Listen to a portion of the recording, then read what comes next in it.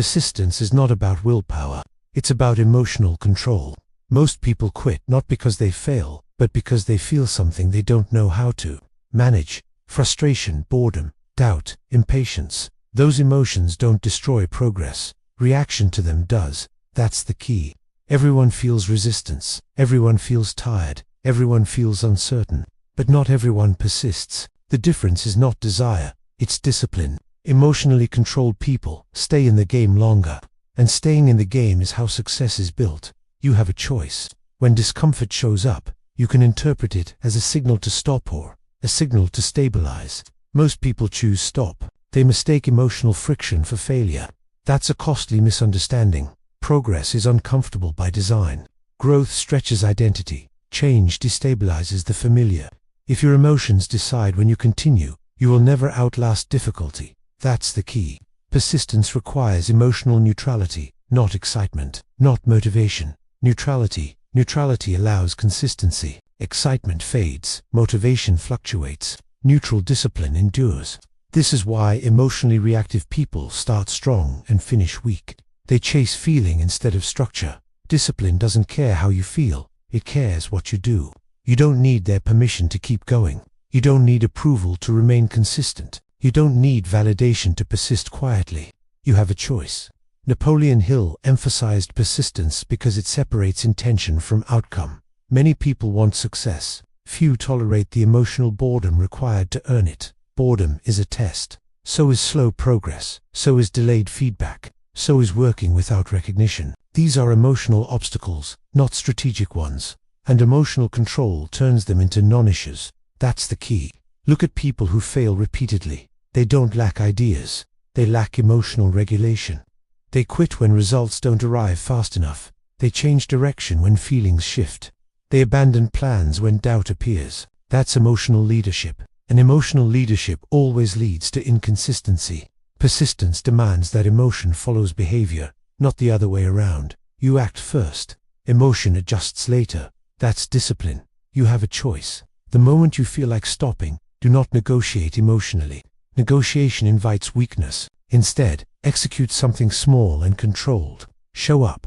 Complete the task. Maintain the standard. Action stabilizes emotion. That's the key. Persistence is built through repetition under neutrality. Same effort, same focus, same discipline. Day after day. No drama, no story, no emotional justification. Emotionally disciplined people don't ask, "Do I feel like it?" They ask, "What does the system require today?" That question removes emotion from the equation, and systems beat feelings every time. This is why emotionally strong people seem boring. They don't chase stimulation. They don't ride emotional highs. They don't collapse during lows. They operate.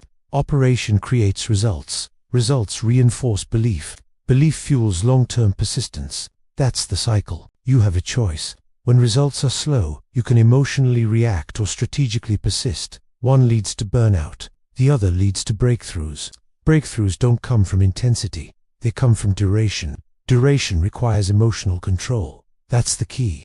This is also why people quit right before success. Emotion peaks. Frustration spikes. Doubt screams. They assume something is wrong. In reality, they are at the threshold. But without emotional discipline, pressure feels like warning instead of confirmation. Emotionally disciplined people understand this. Pressure often means progress. They don't panic. They stabilize. Stabilization keeps momentum alive. You don't need their permission to stay consistent. You don't need applause to continue. You don't need proof to persist. Persistence is faith in action, not emotion. Emotion is unreliable. Discipline is predictable. Predictability builds trust with yourself. Self-trust is what keeps you going when motivation dies. That's the key. Every time you persist through emotional discomfort, you upgrade your identity. I am someone who finishes. I am someone who stays. I am someone who does not quit. That identity compounds. Soon, quitting no longer feels natural. Consistency does. And consistency changes outcomes. You are not meant to feel good all the time. You are meant to be effective.